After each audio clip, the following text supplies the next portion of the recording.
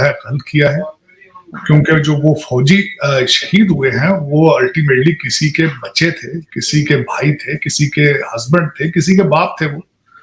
और बिलखसूस इस पूरे रीजन को डिस्टेबलाइज करने की कोशिश है जिसने भी की है, गलत हुआ है। हमारी गवर्नमेंट ने सुप्रीम कोर्ट में ये दावा पेश किया है, हमारे वजारत दफा ने, कि हमें इंडिया से खतरा है कि कहीं इंडिया हम पे महदूद फौजी कार्रवाई ना कर दे या फिर हमारे से मुकम्मल जंग ना कर ले। इस वक्त पाकिस्तान की गवर्नमेंट डरी हुई है, क्या कहेंगे आप? नहीं आरज़ू, वही होता है कि दर हकीकत आप जब इतना अरसा आप एक इस तरह के सिस्टम में हो, आपकी रिप्यूट इस तरह की बन चुकी हो, उस पर फिर जाहिर है आप सोचों को तो ताले नहीं लगाए जा सकते। जब भी इस तरह का वाकया होता है फिर सोचें तो उसी साइड पे जाती, लेकिन गलत हुआ, बहुत गलत हुआ। और इसका हल यही है कि एक दूसरे के साथ इंटेलिजेंस शेयरिंग करके जो लोग हैं उनको पकड़े। तो पीछे से इंडिया हम पे अटैक कर देगा। इसी स्टेटमेंट के हवाले से पाकिस्तान की पब्लिक से बात करेंगे कि आखिर क्या वजह है। जब ट्विटर पर किसी ने एक वीडियो भेजा, क्लिप्स ऑफ पाकिस्तानी मूवीज, और जिसमें बेसिकली रैंडम कॉन्वर्सेशन में नफरत फैलाई जा रही।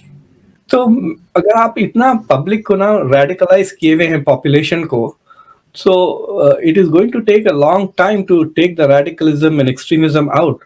So I think your problem is TTP more than the Taliban.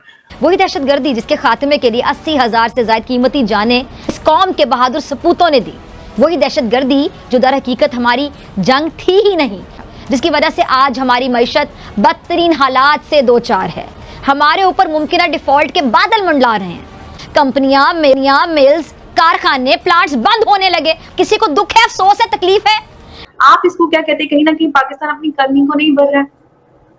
देखिए, करनी को तो वो मुसलसल भर ही रहा है, लेकिन पब्लिक को ये बता रहे कि ये रॉ ने करवाया था ना हो और मजीद। तो दोस्तों, पुंछ में आतंकी हमले में बहुत दुखद घटना होती है कि हमारे 5 इंडियन जवान शहीद हो जाते हैं। भगवान उनके आत्मा को शांति दे। बट यार, जो हमला किया जिस आतंकवादी संगठन ने, उनकी सीधा लिंकेज तो पाकिस्तान से नहीं है, बट इनडायरेक्टली उनकी लिंक देखा जाए तो पाकिस्तान से, क्योंकि उस संगठन को जो ऑपरेट करता है वो इनडायरेक्टली पाकिस्तान से जुड़ा हुआ है। खैर, इस पर अभी इंडियन ऑफिशियल्स का कोई बयान नहीं आया कि ये घटना पाकिस्तान से ऑपरेट हुई है या कहाँ से हुआ है। बट हाँ, ये है कि उसमें एक जैसे मोहम्मद से जुड़ा हुआ संगठन है जिसने ये हमला किया है। ग्रेनेड वगैरह से हमला हुआ है और यार इंडियन आर्मी के 5 बहादुर जवान शहीद हो गए। बहुत ही दुखद बात है। बट इस पर इंडिया एक्शन लेगा, ये बात नहीं है कि यार जवान शहीद हो गए और भूल जाएंगे। भाई, इस पर एक्शन होगा। इसीलिए अभी तक इंडियन गवर्नमेंट शांत है। प्रूफ इकट्ठे किए जा रहे हैं और जैसे ही प्रूफ आएगा ना, मतलब उतार दी जाएगी भाई। चाहे भिखारिस्तान से मिला, चाहे कहीं से मिला, इनका मतलब नस्ते नाबूद हो जाएगा। इनका जन्नत की हूरें भी नसीब नहीं होंगी। जो ये सोचते हैं ना, मतलब सालों तुम्हारी ऐसी हालत होगी ना, एक बार बस पता चलने दो। अभी तो तुमने देखा होगा अपना जो एयर स्ट्राइक किया था इंडिया ने, इनकी ऐसी तैसी कर दी थी 1000 बार। और इस मौके पर खासकर जब वहां पे ईद थी, आज आखिरी रोजा था, और इस मौके पे मेरा मकसद इस तरह का काम करना ना सिर्फ इंसानियत के खिलाफ है बल्कि गैर इस्लामी है। मैं किसी को भी मारना, मैं समझता हूँ किसी की भी जान लेना गैर इस्लामी है। इस्लाम इन चीजों की इजाजत नहीं देता। गलत हुआ जो कुछ हुआ, मैं समझता हूँ इसको मैं कंडेम करना चाहूंगा। अफसोस है मुझे कि हुआ है। मैं तो आरज़ू, अगर मुझसे पूछे, मैं बिल्कुल ही मैं तो जानवर तक किसी को मारने के हक में नहीं हूं। ये तो फिर लोग थे। मैं जिस तरह मैंने आपको अर्ज किया, किसी के बाप होंगे, किसी के भाई होंगे, किसी के बेटे होंगे, और गलत हुआ जो कुछ हुआ, गलत हुआ, ज्यादती हुई है। मैं इसको बड़ी भरपूर तरीके से इसकी मजम्मत करना चाहूंगा और खास कर ये कहूंगा कि इसको फौरन किसी पे ब्लेम नहीं करना चाहिए बल्कि कंडेम करना चाहिए और दुआ करनी चाहिए के मरने वालों के लिए और खासकर उनकी फैमिलीज के लिए दुआ करनी चाहिए कि अल्लाह ताला, भगवान वाहिगुरु उनको सब्र दे। गलत हुआ जो कुछ। लेकिन सर, बिलावल भुट्टो जरदारी के जैसे ही फॉरेन ऑफिस की तरफ से बताया गया कि वो जा रहे हैं उस मीटिंग में एससीओ की, उसके फौरन बाद एक ही दिन में हमने ये देखा, कुछ ही घंटों में इस किस्म का हादसा। इत्तेफाक है या आपको लग रहा है कि कुछ रोकने की कोशिश की जा रही है? देखिए, ये कई ऐसी कुव्वतें मौजूद होंगी आरज़ू जो ये नहीं चाहती कि दोनों ममालिक जो है वो करीब आए। ये अल्टीमेटली ये बड़े अरसे बाद हो रहा था। हालांकि ये बिलावल भुट्टो साहब का जाना बड़ा एक मेरे ख्याल में पॉजिटिव एक चीज थी। मैं तो बड़ा इस चीज पे पुरुमीद था कि बड़ा अच्छा स्टेप लिया जा रहा है। लेकिन मेरे ख्याल में कुछ ऐसे पार्टियां ऐसी मौजूद हैं जो नहीं चाहते कि दोनों ममालिक जो हैं उनके दरमियान कोई अच्छे रवाबत हो। ये बिल्कुल आपका इशारा ठीक है आरज़ू इस तरफ। लेकिन यही है कि उनको जब तक आप जॉइंटली मिलके उस तीसरी ताकत जो इनको इकट्ठा नहीं देखना चाहती, उसके खिलाफ जब तक ये नहीं करेंगे ये चीजें सॉल्व नहीं होंगी। मैं तो हमेशा आपको पता है इस चीज पे फोकस करता हूं कि पाकिस्तान के नेशनल इंटरेस्ट में है भारत के साथ रिलेशनशिप बेहतर हो, और भारत के लिए जो कि इस रीजन की उभरती हुई ताकत है उसके लिए भी जरूरी है कि रीजनल रोल अदा करें। रीजनल रोल से अदा ये होता है कि जब आप रीजनल लीडर बनते हैं तो हर एक को साथ लेके चलते हैं, एक दूसरे के पड़ोस में बिलखसूस मसाइल पे तवज्जो देते हैं, देखते हैं क्या हो रहा है। और मैं इस पे ज्यादती हुई है जो कुछ भी हुआ है, और मौका इसका ठीक नहीं था, टाइमिंग बिल्कुल ठीक नहीं थी, मजहबी पॉइंट ऑफ व्यू से भी और पॉलिटिकली भी और फॉरेन पॉलिसी के हवाले से भी नुकसान हुआ है। मेरा ख्याल है पाकिस्तान के लिए ज्यादा नुकसान हुआ है। वहां पे तो अल्टीमेटली एक पैनिक का वहां बना क्योंकि उनकी वहां पे हो रहा, और जम्मू बिल्कुल नजदीक है जहां आगे वहीं से गुजर के जाते हैं आगे जहाँ सारी कॉन्फ्रेंस थी।